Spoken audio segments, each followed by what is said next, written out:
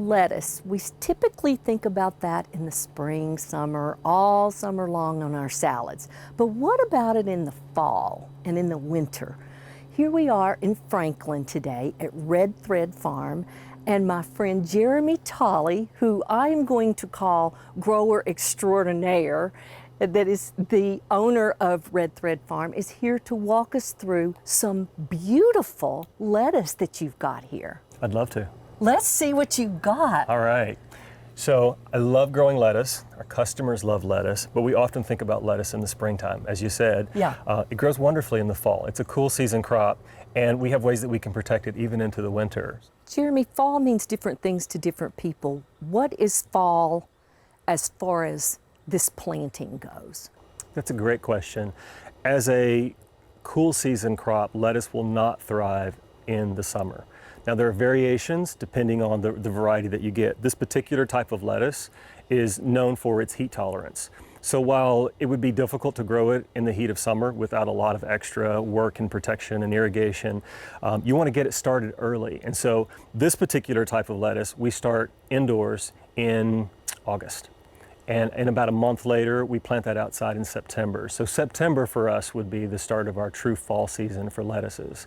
And then we'll start in the month of October with direct seeded lettuces, where we take lettuce and we sow it directly in the ground. And because the soil temperature is cooler, that lettuce will germinate and then we can cut that. So these lettuces, everything you're seeing in these beds, have been started indoors. So I do it under fluorescent lights, using seed that's these small heads. Right. And I've been doing it for years, even in the home scale too. So this is a lettuce called Salanova. And this is the same lettuce here. It's a head, and you take this head of lettuce, and you just take scissors or a knife and just cut the top of it off. Give it a little haircut. Yep, give it a haircut. And the beauty about this lettuce, if you don't blow the crown, you start to get this coming back. This was just cut, about 5 days ago, and Really? you can see how much is already coming back. Wow. And so you can just keep cutting it. You can keep cutting it. Eventually, especially when it starts to get warm, or if you're growing in the warmer season, it will come to a head where you start to get a seed head coming out and the lettuce will go bitter. But until that happens, you can continue to cut this lettuce. And you can see it comes in a variety of different colors and textures. So these are head lettuces. They're called cut and come again head lettuces.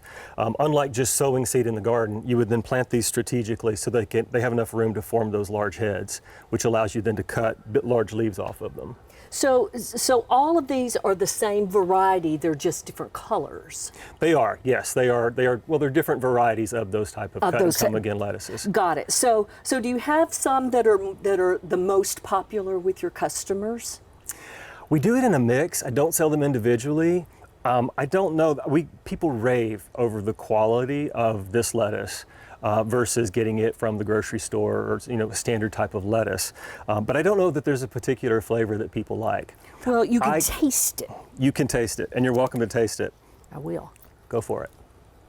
What do you think? It's delicious. It is good, isn't it? It's delicious. And you'll have this all fall and winter long. We do. We have it all fall and winter long. One of the things about growing anything in the fall is that we have this period, it's called the Persephone Period, that happens in December, and that's when daylight hours drop below 10. When that happens, most plants stop or slow growth. So what you want to do is to try to get any plants that you have in your garden up to the height that you want to harvest. And because it's cooler and because the growth is slowed, those lettuces and those plants will hold and allow you then to cut and harvest those over a long period of time. And when these are cut, basically all they need is a sprinkling of water and they're ready to consume. Absolutely. Lettuce is very shallow rooted, so you want to make sure that you keep it evenly moist, which is easy to do at this time of year when you don't have the heat bearing down from the sun drying the soil out. You don't want to overwater it. As with most things, you can get rot and things that happen with the roots of your lettuce. But keeping it evenly moist, just like this, keeping the soil free of weeds. Right. It doesn't need much fertility at all. In fact, you can over-fertilize lettuce and greens and end up with problems with aphids if you get too much nitrogen in there. So just having a good quality, loosely worked soil and not over fertilizing it, keeping it moist. It's really not very fussy. Could you do this, Jeremy, in a pot? So if a homeowner didn't have this layout like you've got, could you do it? Absolutely, yeah. I do recommend that you get a pot that is not going to dry out. So do something, the largest pot or planter that you can get, the better, because it holds more moisture. But use a nice potting soil that has lots of organic matter in it. Probably something that you get at a nursery, a specialty kind of potting soil that's really rich in organic matter, and lettuce will thrive.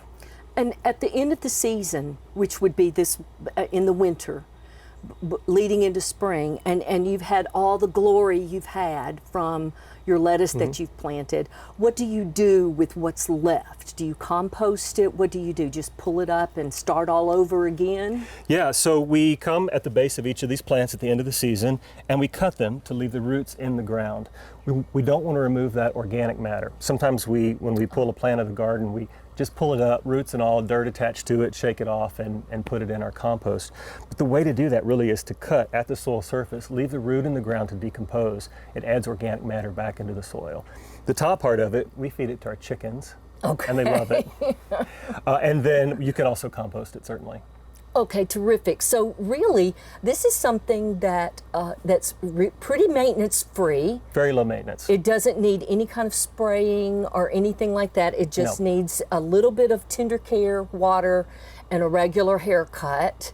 What a fascinating lesson you have given us, Jeremy. Thank you so much for your wisdom, for your beautiful arrangement of lettuces and produce, and thank you for having us as a part of the show. You're welcome anytime. Thank you for coming out. It's beautiful. Thanks so much. You bet.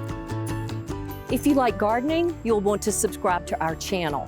Home gardening tips, tips from growers, and lots of plants. Until next time.